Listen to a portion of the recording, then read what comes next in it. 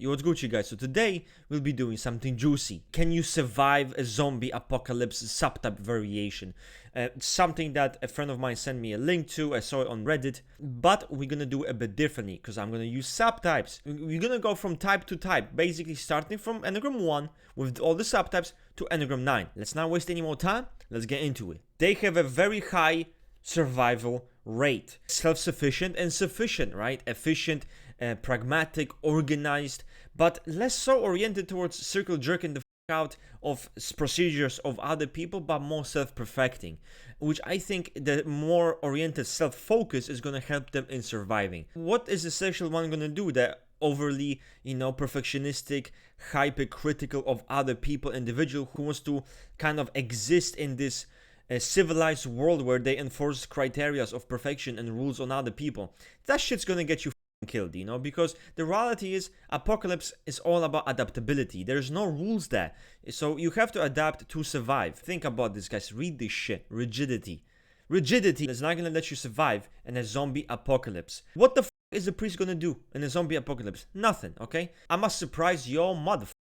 And ironically, I think SP2 would kind of do better than the 1 course because they're much more adaptable. They're better with people, They're much better with people, creating those connections, being warm, and depending on people. They know how to do that. So this is the take for the social 2. Social 2s, it's kind of like this, they either somehow get lucky enough where maybe before apocalypse they had connections, they had that kind of influence and power, so they can use the community to get far. Maybe they're able to establish quick power in a community early on, so they can get something done. They're a preacher, they're gonna be with the social one preaching. Generally, I would say more aggressive, but not as good in survivability. Ambition ain't gonna do shit. Seduction, it's not gonna do shit either. What are you gonna do? Flirt with the zombies? Try to the zombie? I mean, what's the strategy here? Hey zombie, look at my tits. Like, what's the logic? LSC Chadwick. Do I need to say anything? Security, down to earth, concrete. All of those things will help you survive. This is one of those types at Chadwick so far. I'd say maybe here. They are the most aggressive of the 3 cores. Being a social 3 is not going to really benefit you that much. You can say, well, what if they're in a group? It doesn't fucking matter if you're in a group. What, you're going to circle jerk to like this status, this idea of who you are and the prestige and shit? Come on, bro. Like, prestige, there is no prestige when it comes to zombie apocalypse. There's none. There's dirt, there's ugliness, there's fucking filth. There's no prestige, there's nothing. I would put more stealthy because they're generally not as aggressive, but more adaptable, more chameleonic, trying to blend in, and more passive than the SP3 and the social 3, more accommodating. So I think they can be a bit more stealthy. What the is vanity is gonna do for you? I think there is some benefit to pride when it comes to zombie apocalypse, but vanity, I mean, what the you think anyone looks at your makeup? Again, the SPs are ruling the town. Look at this shit. SP4 is an interesting case because obviously you don't want to uber signify it like it's the sigma can survive anything, but you don't want to desigmify it. Like make it into this. No, it's just a useless puppy. No, they are quite a hardened individual who, can endure a lot. That doesn't mean that they're not sensitive. They can be quite sensitive, but they are endurers. Some people can even say maybe the SP4 would sacrifice themselves for other people, as this SP4 warrior archetype hero does. Survival instinct would kind of be more strong than just saving other people, in my opinion. We have something juicy. We have something like this, maybe. When you are so neurotic, you probably scored 99% on neuroticism. It's a mess. Spurging at people, right? Being emotional, being fucking erratic. It's not gonna do shit for you.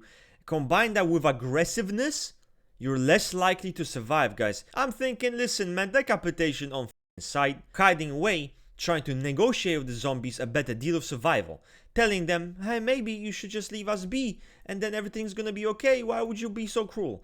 Of course, that's not gonna do shit. The zombie's gonna eat your motherfucking ass alive. I'm gonna put SP5 here. And I was talking to my friend Ring and we were kind of discussing this chart. He did think the SP5 should be very high. I mean, you have someone who's very self-sufficient, very self-sufficient, very stealthy. I mean, imagine a motherfucker, zombie apocalypse breaks out. This guy already has the tools ready. He's circle jerking the he's creating, he's preparing, he is ready to hide in his castle and survive. Of course, once he gets maybe into the world with the others, can be a bit more tricky. But the more low-key nature, the self-sufficiency can benefit this type very well. Then we have the sexual 5. Honestly, guys, in my opinion, decapitation. Yes, self-sufficient. What the are you gonna do though? I mean, look into my eyes and tell me what you're gonna do in a zombie apocalypse. Okay, you're gonna try to idealize someone? Well, I mean, I guess if you idealize a partner within a group and try to cling to them, but on your own you are f***ed. You are detached from reality, you are a daydreamer. Then social 5, maybe a bit better. I think them being a bit more introverted can benefit them. So, it just depends. It just depends here, because look at the survivability, they're similar. But this is a spurg. They are not really spurgs. But this is someone who's, is gonna f*** their zombie. They're gonna get AIDS, they're gonna die. Makes sense. I think that's a good place for the sexual 6. They're more controlled, more logical, more cautious. And I think that can benefit them, being sensing types, being very physically capable. Those things help you.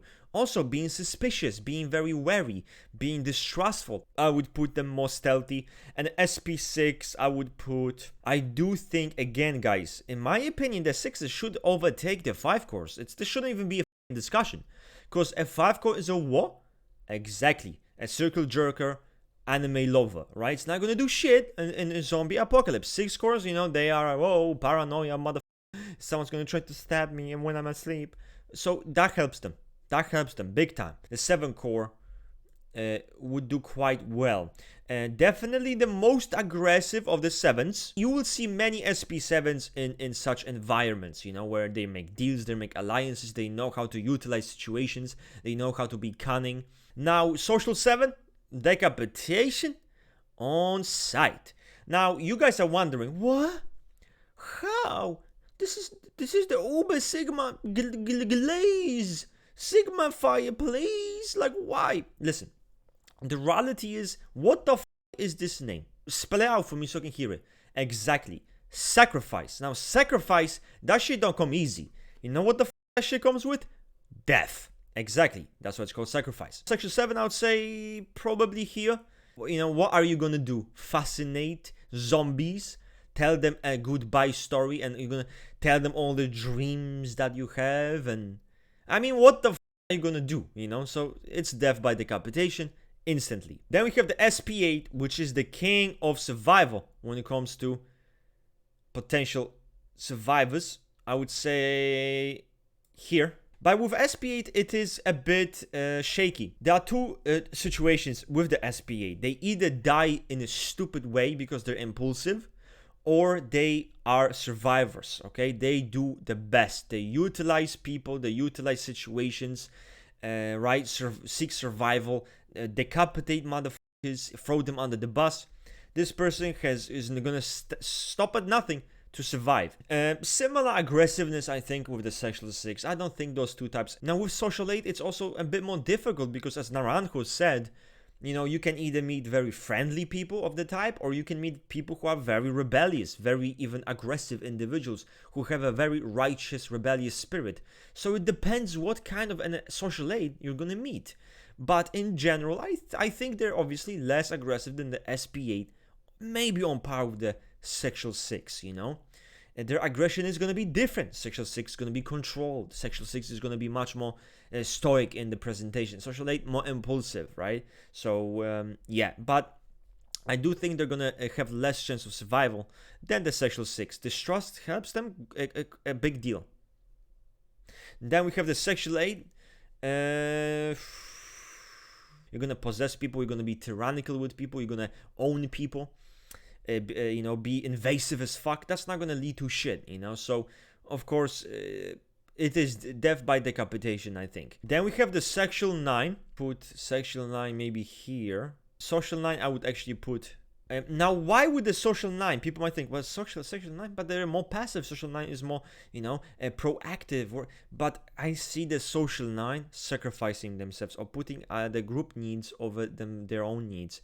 I think a sexual 9 would be more focused on surviving, Maybe they cling to one of those people and then they could survive. So that's the way I'm seeing. But the true king of survival I do genuinely think they are the best types when it comes to surviving a zombie apocalypse, because they can be very self-sufficient. They're very grounded. They're very concrete. They can be very physical. And when you push on them, they will fight back with no issues whatsoever. They know how to survive. They can craft shit. They can create. You're dealing with someone who's a well-rounded individual, self-sufficient individual, not really needing people to survive. Then we have the list done, I think. Guys, tell me what you guys think. So let's get some feedback. Who do you think survives the best? Who do you think gets decapitated on sight? So let's get the comment section going. Like, subscribe. Don't be a cunt. Don't be a dick wanker. Stop jerking off to anime. Bye. See yous. And I'm bouncing.